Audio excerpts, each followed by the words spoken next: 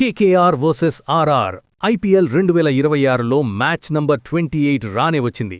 ఒక పక్క ఆడిన 5కి 5 ఊడిపోయి అట్టడుగున ఉన్న కేకేఆర్, ఇంకో పక్క 4 విజయాలతో టాప్ 3లో దూసుకుపోతున్న రాజస్థాన్ రాయల్స్.